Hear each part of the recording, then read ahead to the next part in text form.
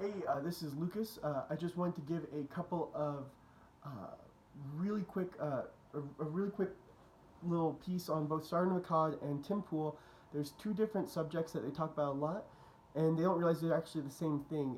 And they're right on one topic and they're wrong on the other. So I just want to clarify right here, and see if I can draw the same together and have them understand that these are actually the same thing, even though they're for one and against the other, which makes no sense. Number one, Tim Pool and Sargon also often quote that when you censor someone, you're not just infringing on that person's freedom to say something, you're infringing on everyone else's freedom to hear that person, and that's why censorship is so terrible.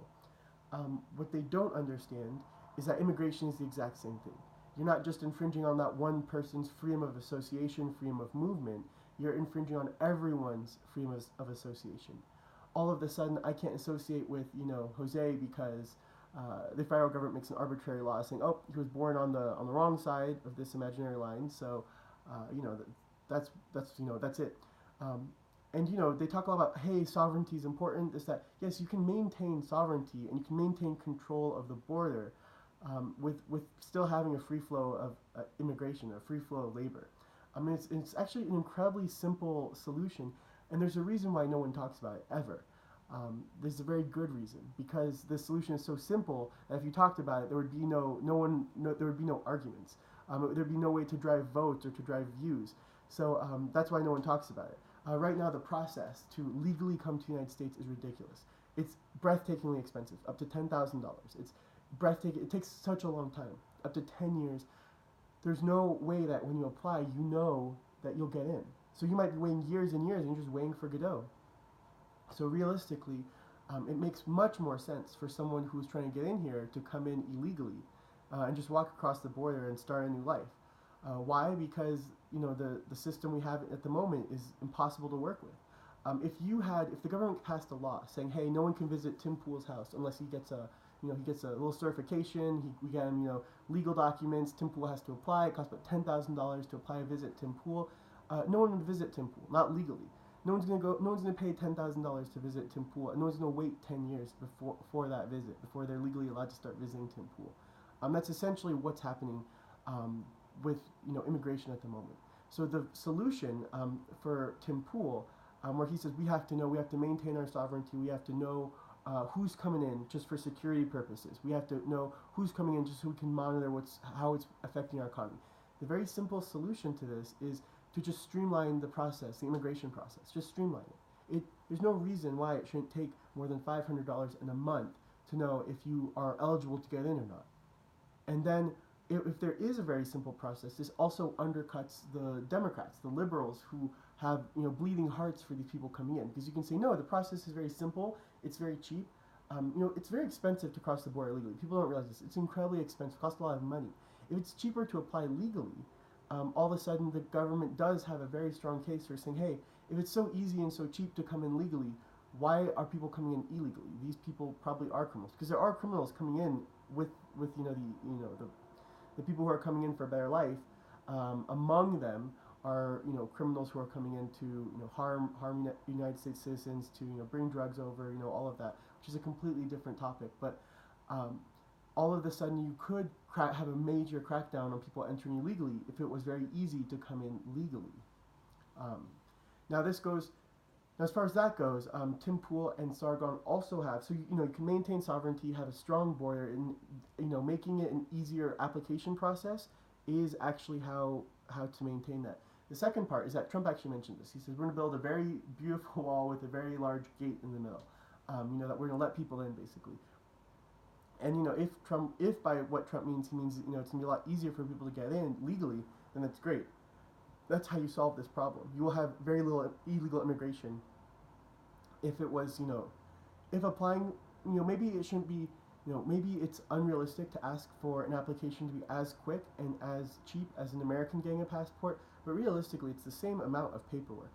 It's not like in Mexico that they don't have birth certificates or they don't have driver's license. They have official documents in Mexico. It's insane that people think, oh well, no. People don't understand that no, it's a modern country. Like they have all of these things. So you just request certain documents, you do background checks, you do this, that, the other. Make sure this person's not wanted by the FBI, and then let them in. It's just that simple. It's a very easy process. Now the second thing, the economic part of it, that both Sargon and Tim Pool talk about, a lot of this comes from ignorance, that they don't understand. And part of the history of the immigration debate is that Americans really dislike immigration, just popularity-wise. Both Republicans and Democrats are really against having all these immigrants come in. Problem being is that immigrants affect our economy the same way technology affects our economy. It would be, outlawing immigration is the same thing as outlawing, computers, or like, to Sargon, who talks about jobs and wages a lot. You could get a lot more jobs if you outlawed the tractor and forced everyone to do the same work they used to do with tractors, with shovels and hand equipment. And then you could get even more jobs if you outlawed these shovels and you had everyone working with spoons. You'd have so many more jobs to accomplish the same amount of work. Only problem being is that the cost of production would skyrocket. And that's what our officials are worried about when people talk about outlawing immigration. It's that what's going to happen to the ordinary American is the cost of everything is going to go through the roof. Double, triple, go up by 5 times. But people say, oh, but your wages will go up. Not necessarily. Not really. It's not the case that there are a set number of jobs in the economy. If a job is not viable for the price people are paying, you can't just raise the wages.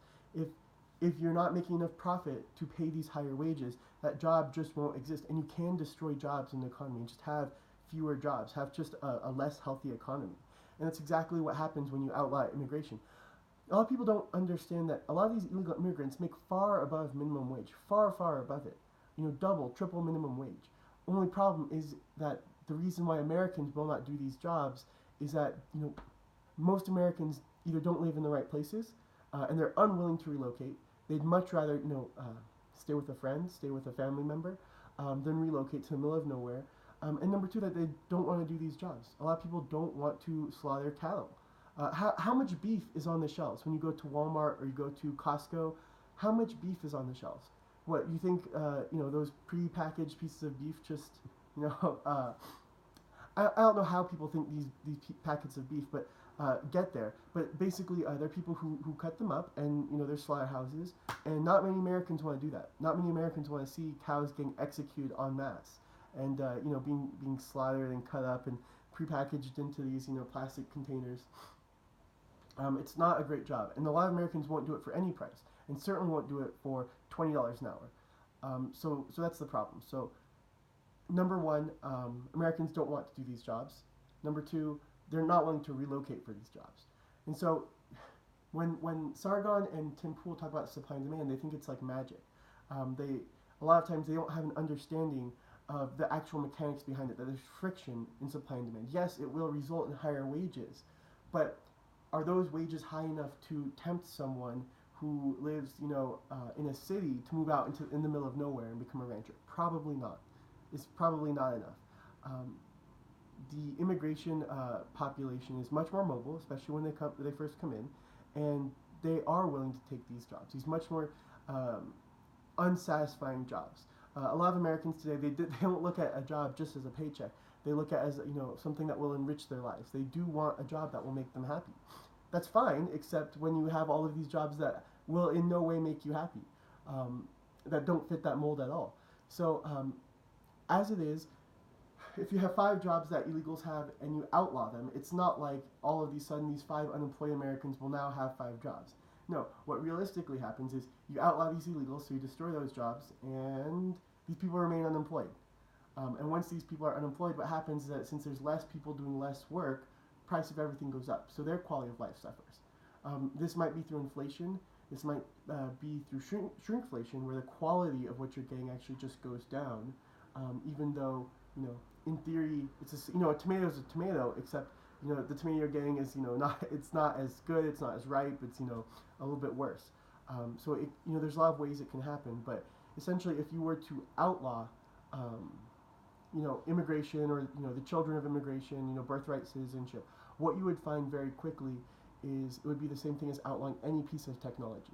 The government could have could create a lot more jobs in the economy if they outlawed computers. If everyone went back to doing everything manually with pieces of paper, you have so many more jobs, and good jobs too. Jobs where accountants, people who sit at desks and crunch numbers all day, they'd be great jobs. Except productivity would go through the floor. You would destroy productivity. Everything would become much more expensive, and we're at a point where our economy just can't handle it. Our economy, the average American can't take that blow to their standard of living. Anyways, long story short, I already suggested a very simple solution that would make 100% of people happy. Realistically, the only reason, Trump has kind of opened the door to this possibility, which is why he's so good at building coalitions. But a lot of people on YouTube, or a lot of people on TV who talk about this, when they say, well, people should just come in legally. Well, yes, so change the process so they can come in legally. It used to be, look, imagine if you had to pay $10,000, to get a passport to another state in the Union. You couldn't just drive to California. You had to get permission from every state along the way. It cost $10,000 per state. Look, a lot of people would make that trip illegally, and you would just ruin a lot of productivity. A lot of people just would never visit California. Things would be a lot worse. There is this, government is tacitly working with illegals to say, hey, we'll turn a blind eye. This is the source of, this is why you have ITINs, this is why you have Dreamers. The government knows that exporting these people is going to destroy the U.S. economy, so they just kind of turn a blind eye. And politicians can't legalize it because it's extremely, extremely unpopular among regular Americans, and they would be voted out of office instantly. So you have this thing where politicians are stuck between a rock and a hard place, doing the right thing and getting reelected. So what do? The same thing they do all the time. They do a bad job of both. They create the second class of citizens who don't have legal rights, who never will get a vote, who might live here and pay taxes but never get the fruits of their labor as far as the government is concerned. Anyways, long story short, we have a solution.